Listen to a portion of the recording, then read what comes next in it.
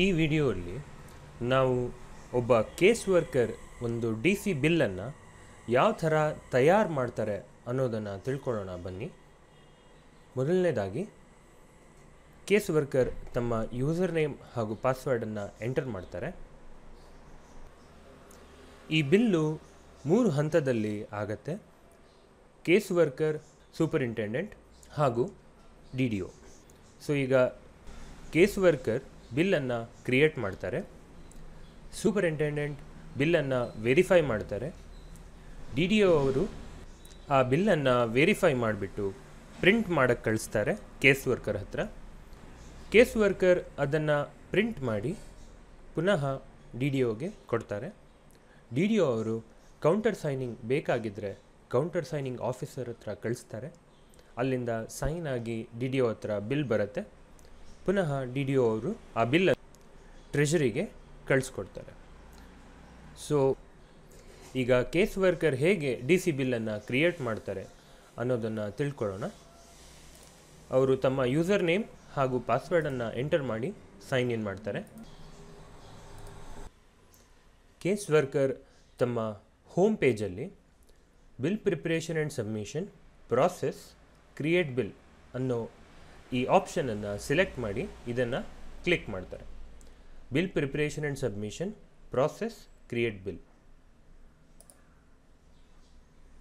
ಇಲ್ಲಿ create bill ಅನ್ನೋ ಈ ಸ್ಕ್ರೀನ್ ಓಪನ್ ಆಗುತ್ತೆ. ಡಿ ಡಿ ಒ ಡೀಟೇಲ್ಸು ಆಟೋಮೆಟಿಕ್ಕಾಗಿ ಸಿಸ್ಟಮ್ ತೋರಿಸುತ್ತೆ ಹಾಗೂ ಬಿಲ್ ಕ್ರಿಯೇಷನ್ ಡೀಟೇಲ್ಸನ್ನು ಸೆಲೆಕ್ಟ್ ಮಾಡಬೇಕಾಗತ್ತೆ. ಮೊದಲು ಬಿಲ್ ಸೆಕ್ಟರನ್ನು ಸೆಲೆಕ್ಟ್ ಮಾಡ್ತಾರೆ, ಬಿಲ್ ಟೈಪ್ ಸೆಲೆಕ್ಟ್ ಮಾಡ್ತಾರೆ, ಡಿ ಸಿ ಬಿಲ್ ಅಂತ ಸೆಲೆಕ್ಟ್ ಮಾಡ್ಕೊಳ್ಳೋಣ. ಇದಾದ ನಂತರ ಕ್ಲೇಮ್ ಟೈಪ್ ಸೆಲೆಕ್ಟ್ ಮಾಡ್ತಾರೆ, ಕಾರ್ಪೆಟ್ಸ್ ಅಂತ ಸೆಲೆಕ್ಟ್ ಮಾಡ್ಕೊಳ್ಳೋಣ. So bill sector, bill type, claim type select ಮಾಡಿ ಓಪನ್ ಅಂತ ಕ್ಲಿಕ್ ಮಾಡ್ತಾರೆ. Search and tag sanction order ಈ ಸ್ಕ್ರೀನ್ ಓಪನ್ ಆಗಿದೆ.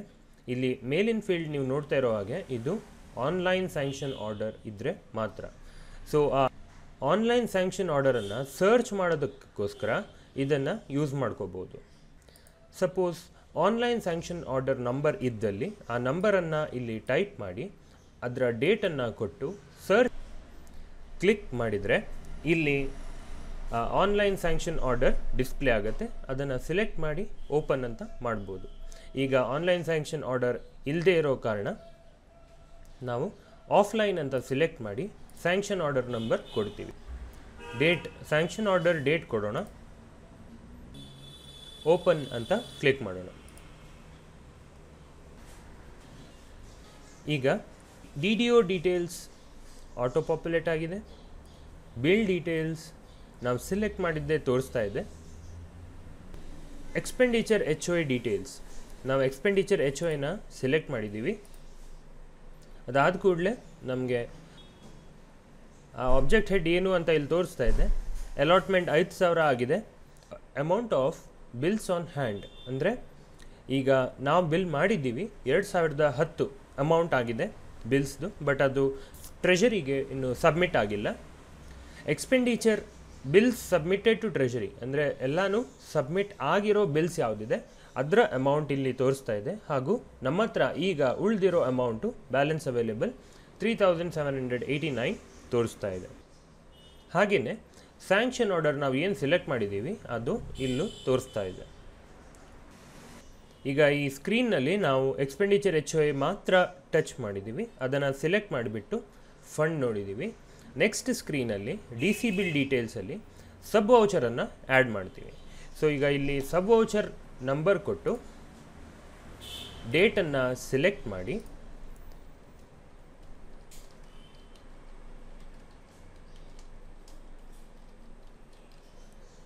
ಡಿಸ್ಕ್ರಿಪ್ಷನ್ ಟೈಪ್ ಮಾಡಿ ಅಮೌಂಟ್ ಎಂಟರ್ ಮಾಡಿ. ಈಗ ಇಲ್ಲಿ ರಿಸಿಪಿಯೆಂಟ್ ಕೋಡನ್ನು ಟೈಪ್ ಮಾಡಿದರೆ ರಿಸಿಪಿಯೆಂಟ್ ಕೋಡ್ ಲಿಸ್ಟ್ ಬರುತ್ತೆ. ಇದರಲ್ಲಿ ಯಾವ ರಿಸಿಪಿಯೆಂಟ್ ಬೇಕು ಅಂತ ಸೆಲೆಕ್ಟ್ ಮಾಡ್ಕೋಬೋದು. ಇಲ್ಲ ಇಲ್ಲಿ ಹೆಸರನ್ನು ಟೈಪ್ ಮಾಡಿ ಕೂಡ ಕ್ಲಿಕ್ ಮಾಡಿದರೆ ಕೆಳಗಡೆ ಆಟೋಮ್ಯಾಟಿಕ್ಲಿ ಈ ರಿಸಿಪಿಯೆಂಟ್ ಕೋಡ್ ಮತ್ತು ಬ್ಯಾಂಕ್ ಅಕೌಂಟ್ ಡೀಟೇಲ್ಸ್ ಬಂದುಬಿಡುತ್ತೆ. ಸೊ ಈಗ sub voucher number, sub voucher date, description of expenditure ಹಾಗೂ ಅಮೌಂಟು ಮತ್ತು ಯಾರಿಗೆ ಅಂತ ರೆಸಿಪಿಯೆಂಟ್ ಕೋಡ್ ಸೆಲೆಕ್ಟ್ ಮಾಡಿದ್ದೀವಿ. ಈಗ ಆ್ಯಡ್ ಮಾಡ್ತೀವಿ.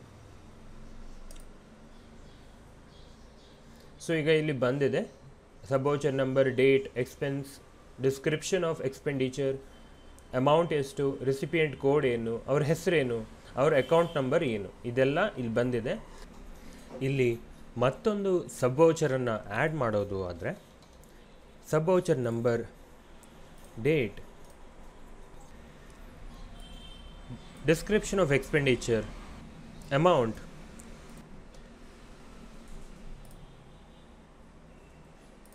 ಆ್ಯಡ್ ಅಂತ ಮತ್ತೊಂದು ರೆಸಿಪಿಯೆಂಟನ್ನು ಆ್ಯಡ್ ಮಾಡೋದಾದರೆ ಅದನ್ನು ಮಾಡ್ಕೋಬೋದು.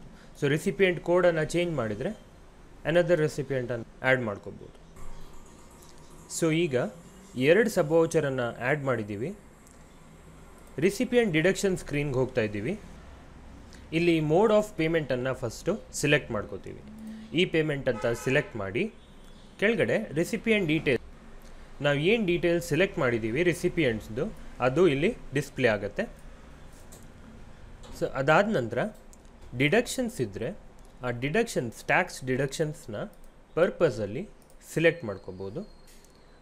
ಇಲ್ಲಿ ಪ್ರೊಫೆಷ್ನಲ್ ಟ್ಯಾಕ್ಸ್ ಆಯಿತು, ಇನ್ಕಮ್ ಟ್ಯಾಕ್ಸ್. ಈಗ ಇನ್ಕಮ್ ಟ್ಯಾಕ್ಸ್ ಏನಾದರೂ ಡಿಡಕ್ಷನ್ಸ್ ಇದ್ದರೆ ಅದು ಯಾವ ಥರ ಡಿಡಕ್ಷನ್ಸ್ ಅಂತ ಇಲ್ಲಿ ಸಿಲೆಕ್ಟ್ ಮಾಡ್ತೀರಾ. ಅದಾದ ನಂತರ ರೆಸಿಪಿಯೆಂಟ್ ನೇಮ್ ಏನು ಅಂತ ಸಿಲೆಕ್ಟ್ ಮಾಡ್ತೀರಾ. ಆಟೋಮೆಟಿಕ್ಕಾಗಿ ಟ್ಯಾಕ್ಸ್ ರೇಟ್ ಇಲ್ಲಿ ಬಂದುಬಿಡತ್ತೆ. ಇದನ್ನು ಆ್ಯಡ್ ಮಾಡಿದ ತಕ್ಷಣ ಆ ಡಿಡಕ್ಷನ್ ಅಮೌಂಟ್ ನಿಮಗೆ ಇಲ್ಲಿ ಡಿಸ್ಪ್ಲೇ ಆಗುತ್ತೆ.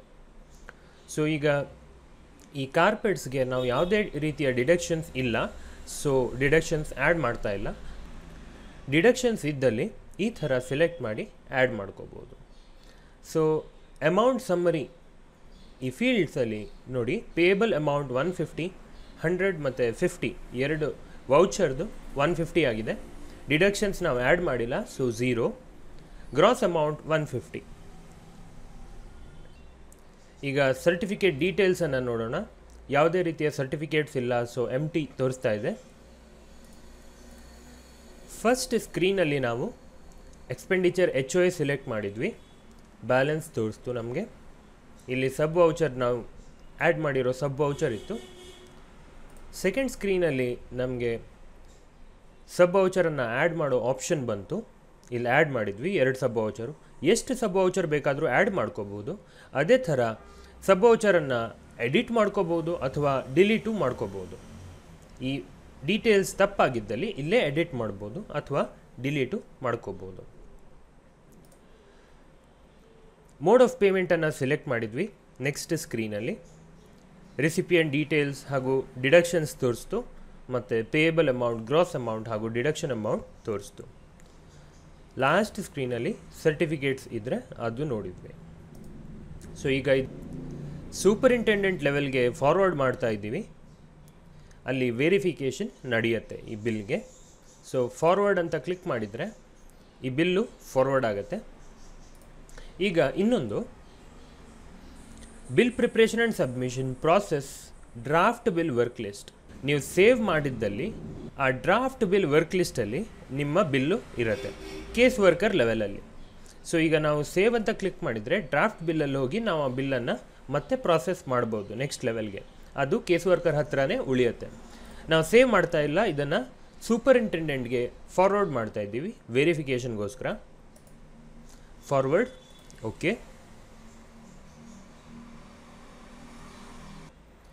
Bill has been forwarded successfully. So bill number ಬಂದಿದೆ 176 ಅಂತ. ಸೊ ನೆಕ್ಸ್ಟ್ ಲೆವೆಲ್ಗೆ ಅದು ಸೂಪರಿಂಟೆಂಡೆಂಟ್ಗೆ ಈ ಬಿಲ್ ಈಗ ಹೋಗಿದೆ. ಸೊ ಈಗ ಸೂಪರಿಂಟೆಂಡೆಂಟ್ ಯಾವ ಥರ ವೆರಿಫೈ ಮಾಡ್ತಾರೆ ಈ ಬಿಲ್ಲನ್ನು ಅಂತ ನೆಕ್ಸ್ಟ್ ವಿಡಿಯೋ ಅಲ್ಲಿ ನಾವು ನೋಡೋಣ.